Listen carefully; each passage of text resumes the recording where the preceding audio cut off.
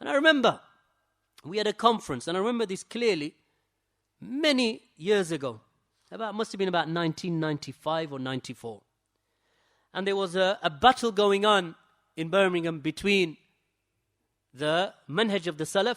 I mean, there's a battle going on every day, of course. But there was this was something emphasized in those days because it became quite severe. A battle of wills between the Salafiyun and the Ash'ariyah. Those individuals were upon the Aqidah of the Ash'ariyah. And they managed to get quite a big gathering from amongst Ahlul Bid'ah. So when we used to organize a conference, they used to send people to make tashwish, to just cause mischief with the speakers. So I think it was Abu Iyad speaking or myself speaking. One of us was speaking, and we mentioned the nuzul of Allah subhanahu wa ta'ala. That Allah subhanahu wa ta'ala descends to the nearest heaven in the last third of the night. So we gave the lecture at the end of the lecture. It was just mentioned in the lecture. I don't think the lecture was upon the nuzul of Allah specifically, but it was mentioned in passing. This is the Aqeedah of Ahlul Sunnah. So this is how they taught. So one of them, he came and he said, so you believe that Allah descends? I said, yes, Allah descends. He said, but isn't it His mercy that descends? No, it's not His mercy that descends. It is Allah descends. So now, straight away, because of what they study and what they learn, he had another argument prepared. But isn't it the case that it is the angels that descend? Could it not be that? No, it's not the angels that descend, because the Prophet ﷺ said, Rabbuna, our Lord descends. He never said that the malaika descend or the mercy descends. He said, our Lord descends. So then he said, okay, so if Allah descends, does He leave His throne? All right? Look, same as what Shaykh al-Fawzan is mentioning. If they say this, then you answer with that. So he said, so does He leave the throne? All right?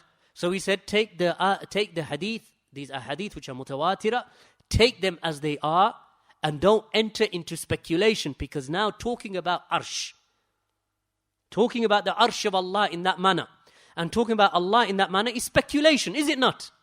Of course it's speculation, because now you're talking about an affair that Allah did not speak about. So he said, stop speaking like that. He said, he goes, okay. If Allah descends, therefore, then does Allah pass the heavens, the higher heavens, before getting to the nearer heaven? Right? This is the jidal and the logic that they are taught.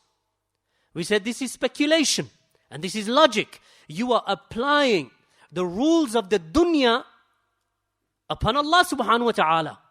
Yet you are the ones who say that we are the mujassima. You say that we are the ones who make Allah like a human being. Yet by your speech there, you have made Allah, and you have made Allah in your mind like the creation. You have done it. But the point here being, look how their aql works. They are the ones who say, we don't want to make Allah like the creation. And in reality, they are the first to do it. Because in their argument against Ahlul Sunnah, and Ahlul Sunnah don't argue in this affair. Why don't we argue? Because the argument is speculative. The fact remains that Allah is Al-Ali, the Most High. And He never ceases to be the Most High. Ever.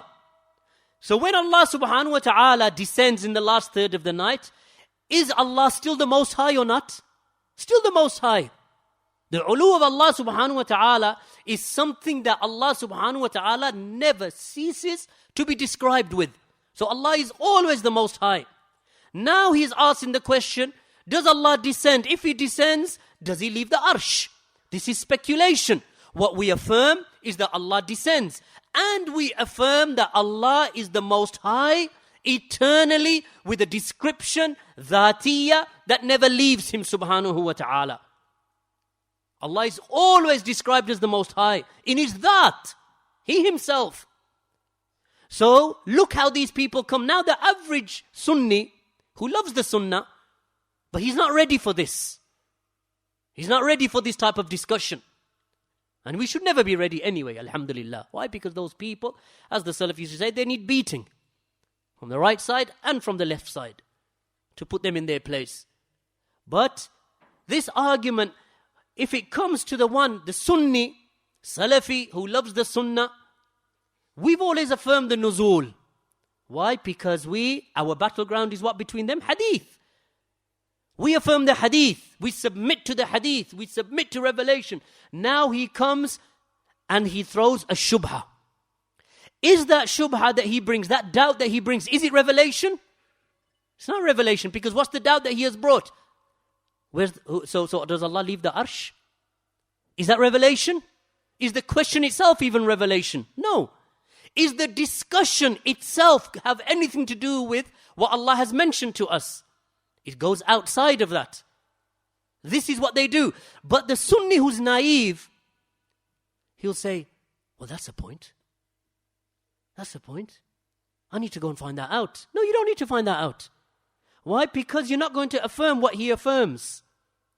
You know, what happens to the arsh? Why? Because this question, if it was something that was in revelation, then we would talk about it.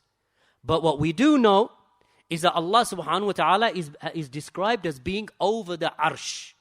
There is nothing higher than Allah. And Allah is described with this eternally and forever, the Most High. Even when Allah descends to the nearest heaven, He does not cease to be the Most High. How? Do we know how? No. Do we discuss how? Do we ask how? No, this is one of the forbiddances. We don't enter into takyif, into saying kayf with regard to Allah. As Barbahari, Ibn Taymiyyah, Imam al-Bukhari, Imam Ahmad ibn Hanbal, how many of the Salaf by ijma', we don't enter into the kayfiyah of the sifat of Allah subhanahu wa ta'ala. How did Allah ascend? We don't know. How did He descend? Allah did not tell us. But we know that He ascended and He descended. That much we know. That much we are sure of. So when they come, these people with that speech, recognize it as philosophy, recognize it as ilmul kalam, recognize it as rhetoric and jidal and logic and speculation. So when they speak like that, say, you have spoken like a true Mu'tazili. Congratulations. You have followed your father. Wasil bin Ata, you have followed him. And Jad ibn Dirham, you have followed their way. Because this is what they used to say. This is how they used to speak. It was for this reason that the likes of Jad ibn Dirham were slaughtered on the day of Adha by the governor of that time. Why? Because of this speculation, ya ikhwan, entering into the speech of Allah without knowledge. Upon that point, inshallah, we'll conclude for today. Wa jazakumullahu khairan. Walhamdulillahi rabbil alameen. Wa sallallahu ala nabiyyina Muhammad wa ala alihi wa sahbihi wa sallam. Jazakumullahu khairan.